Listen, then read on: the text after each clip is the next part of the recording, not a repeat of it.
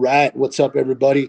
This is Joe Geo, Ed, from Pissing Razors, and you're watching Aftershocks TV. TV, baby.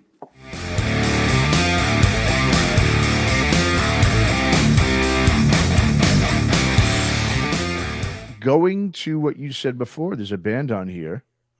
Okay, that we see up there. Right here in the top right corner, right underneath Evanescence.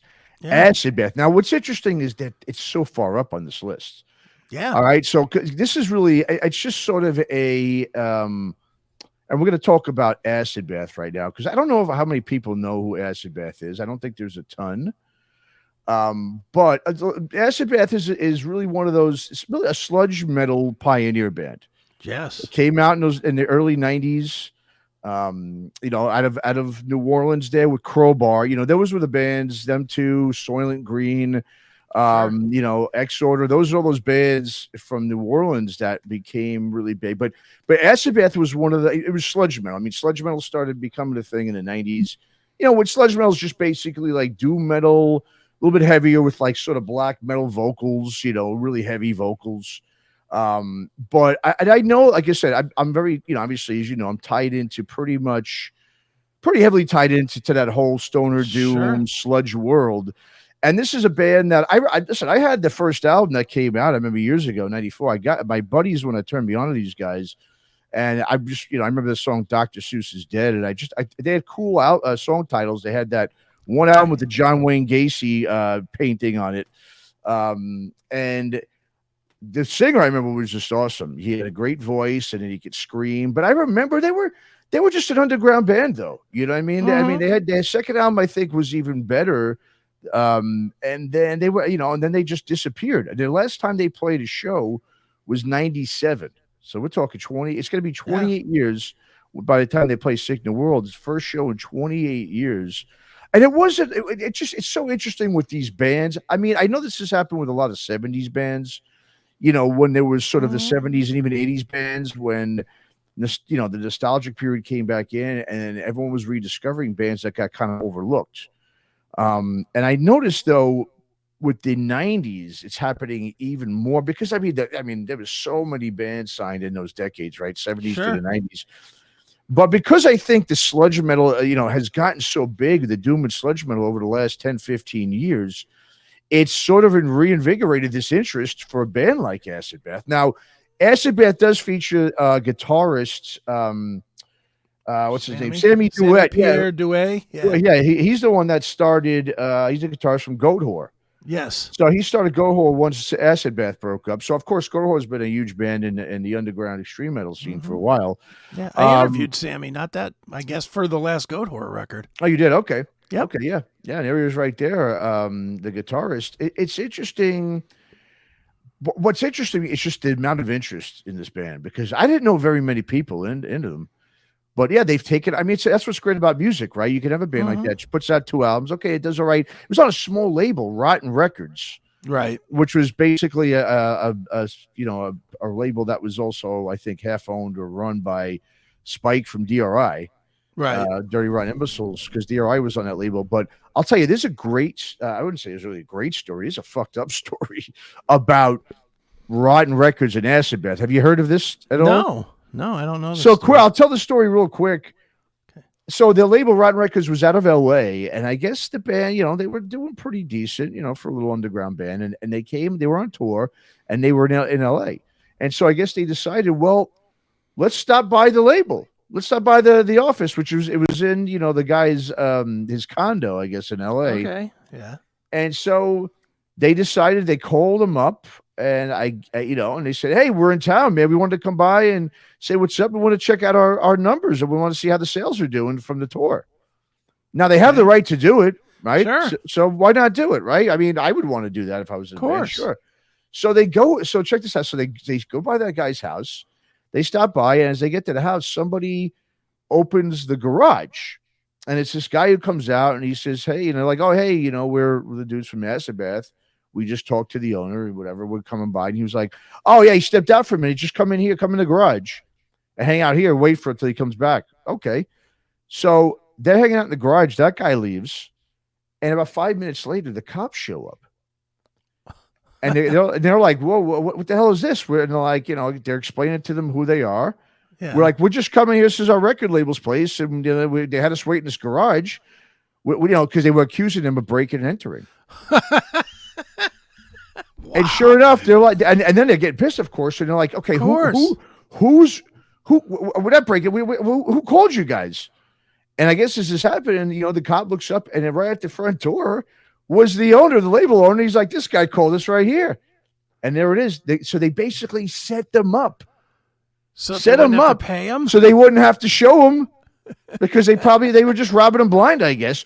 Oh and my God. Yeah, and so that is fucking nut. What a nutty story. But what baffles me, if you ever happen to talk to Sammy Duet there again about this, this was now when Acid Bath was going on. So why did Goat Whore then go ahead and sign with Rotten Records a couple of years later after this? That would be my first question to him, if that story is even true. But supposedly that is a story. We could get Sammy on if you want to. Well, we could talk about Acid Bath with him if he's willing to do absolutely. it. I have a connection there. I can make that go. We might just have to do that for Aftershocks. Right. I'm very interested to hear about that story and that whole experience. But yeah, so Acid Bath. But getting back to the band, 28 years. Yeah, last show was in 1997. Man, it really just amazes me when these bands just have a resurgence and they become bigger later, like 30 years down the road, than they ever were in their heyday. I think that's happening a lot, though. A lot.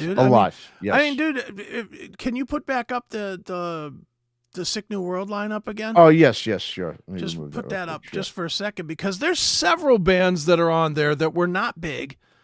Hell, Kitty was not huge. No, but they were playing the festivals. They were playing the festivals, but they were playing at 2:00 and 3:00. They weren't playing at 6 or 7 o'clock. Look at some of these named bands. Quicksands, a band like that, they've had a really big resurgence. I know. Yeah, that's what I mean. And like Dope, I think, is probably bigger now. Now, admittedly, it's probably because of the Static X thing. Mm-hmm. But they're bigger now than they were then.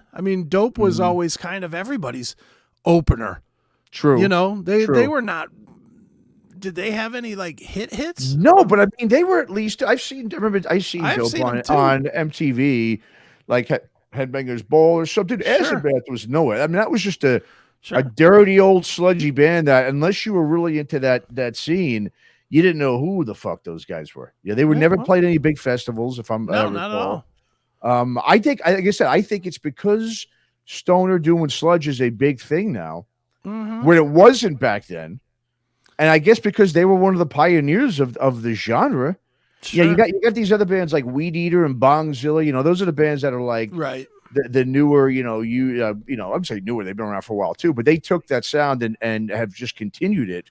Whereas Acid Bath, and listen, maybe it has to do with the success of Goat Whore and with it being in Sammy's old band. But I will say about Acid Bath, I do think they're probably the most talented sludge band that ever was, and that's probably a reason why.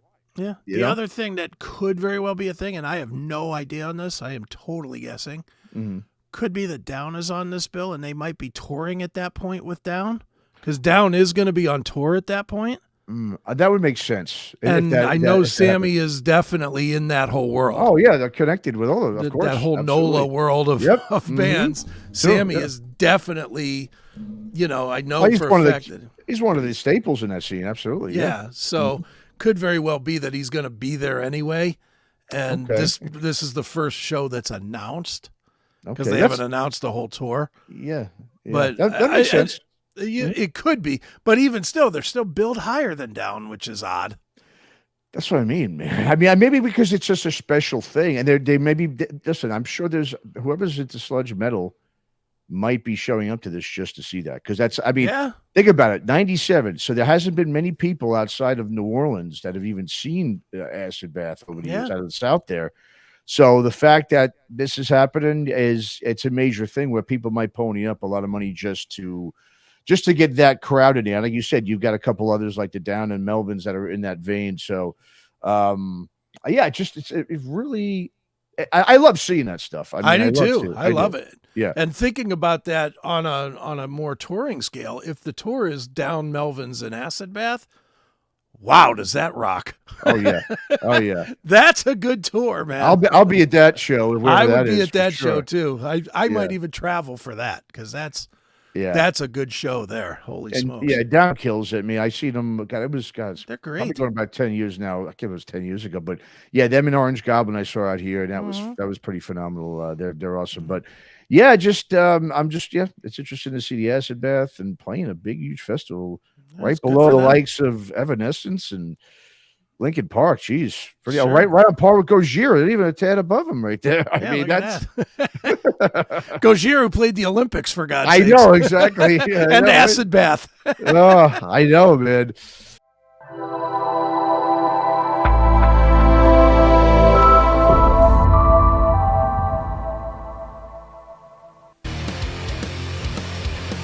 I had an interest in music always.